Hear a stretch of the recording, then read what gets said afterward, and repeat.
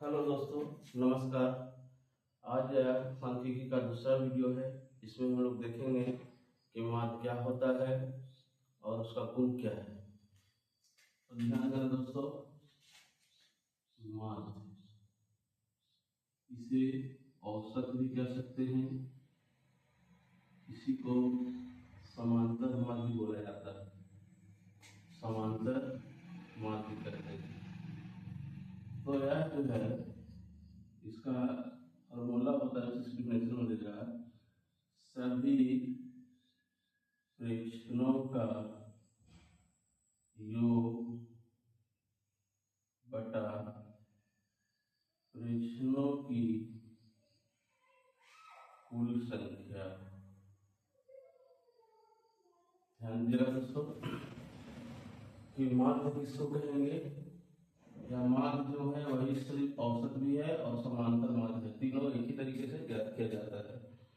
तो कहता है कि सभी प्रेक्षणों का योग बटा प्रेक्षणों की कुल संख्या के अनुपात को हम या तो माध्य कहेंगे, औसत कहेंगे या समांतर माध्य कहेंगे। तो इसको अगर हम मैथमेटिकली लिखना चाहें तो अगर मान लीजिए कि प्रेक्षण x1 हो, x2 हो, x3 हो, इसी तरह करके xn तक हो और कुल प्रेक्षणों की संख्या n हो, तो मैथमेटिकली इसको इस तरह लिखा जा सकता है गणित के रूप में। यदि इसको और समराइज किया जाए तो इसको हम ऐसे भी लिखा जा सकता है सिग्मा i बराबर 1 से n तक xi और बटा में n। तो ध्यान दीजिएगा दोस्तों, ये माध्य का या समांतर माध्य का या औसत का एक फॉर्मूला हो गया है। अब हम लोग इसके बाद चर्चा करेंगे माध्य का प्रॉपर्टी क्या क्या है, माध्य का गुण क्या है। तो ध्यान दीजिएगा दोस्तों, बहुत ही इंपॉर्टेंट बात है। तो हम लोग माध्य के गुण पर चलेंगे।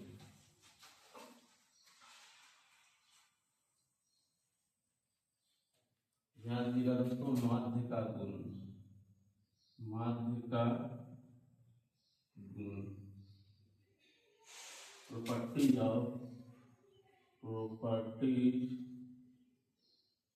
of mean। इसका मुख्य तीन चार वो गुण है जिसको हम लोग चर्चा करेंगे दोस्तों। पहला प्रॉपर्टी है, यदि प्रत्येक प्रेक्षण में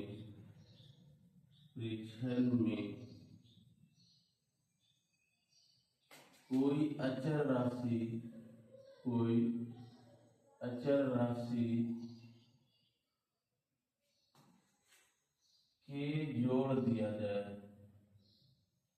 के जोड़ दिया जाए तो माध्य भी k से बढ़ जाएगा। माध्य k से बढ़ जाएगा दोस्तों। कहने का मतलब अगर प्रेक्षण x1 x2 x3 xn तक है और प्रत्येक प्रेक्षण में k जोड़ रहे हैं जहाँ की कोई अचर राशि है, तो उसका माध्य भी जितना पहले था उसमें k ऐड बढ़ जाएगा। इसी तरह दूसरा प्रॉपर्टी है दोस्तों, यदि प्रत्येक प्रेक्षण में कोई अचर राशि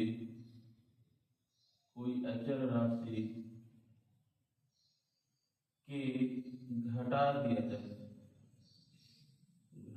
दिया जाए तो माध्य भी k से कम हो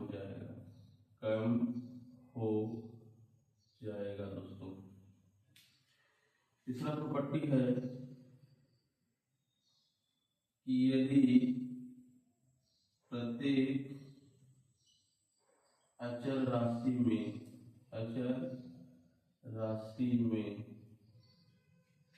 या प्रत्येक प्रेक्षण में बोलेंगे, प्रत्येक प्रेक्षण में कोई अचर राशि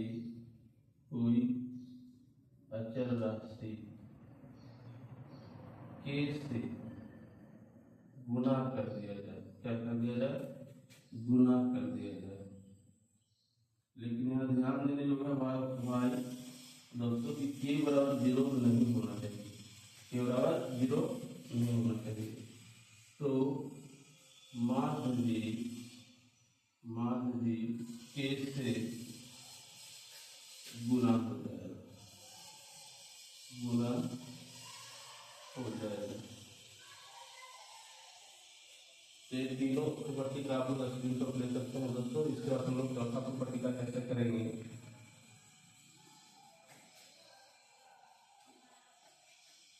चौथा प्रॉपर्टी है दोस्तों, यदि प्रत्येक परीक्षण में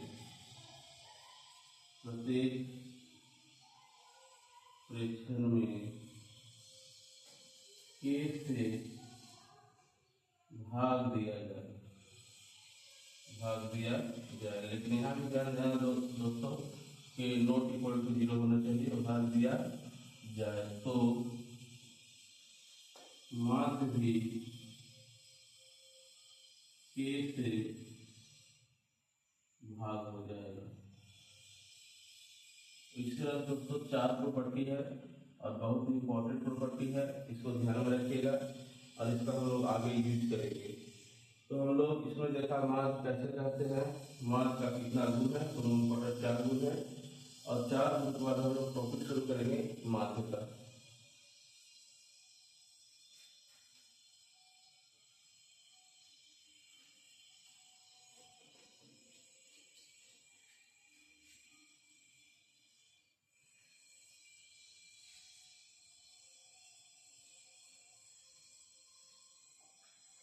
तो दोस्तों एक एग्जाम्पल लेते हैं और उसका मान ज्ञात करते हैं।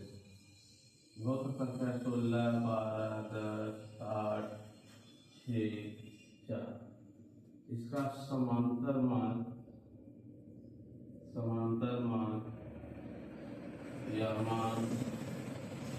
या औसत ज्ञात करना, औसत ज्ञात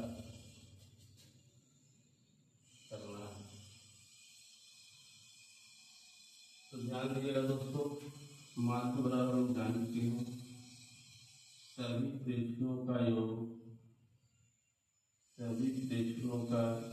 योग बटा प्रेक्षणों की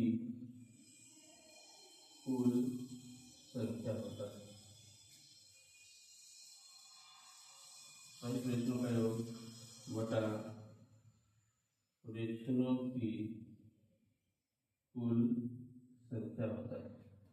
तो प्रेक्षण कितना है 6, 12, 10, 8, 6 और 4।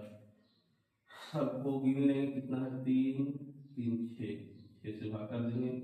जोड़ते हैं दोस्तों 12, 8, 20, 10, 30, 10, 40 और 6, 46, 4, 50, 56 बटा 6। इसको काटेंगे दोस्तों, 3 दूनी 6, 28 दूनी 56, तो फाइनली आया 28 बटा 3। तो 28 बटा 3 को हम लोग क्या कर सकते हैं, भाग देंगे 3 में 27, 3 3 और 3 3 और तो मान मेरा हो गया 3.33। ठीक है दोस्तों, इसके आगे और हम लोग वीडियो बनाएंगे, देखेंगे उसमें और कैसे कैसे मान प्रॉपर्टी वाले बनाते हैं। तो धन्यवाद।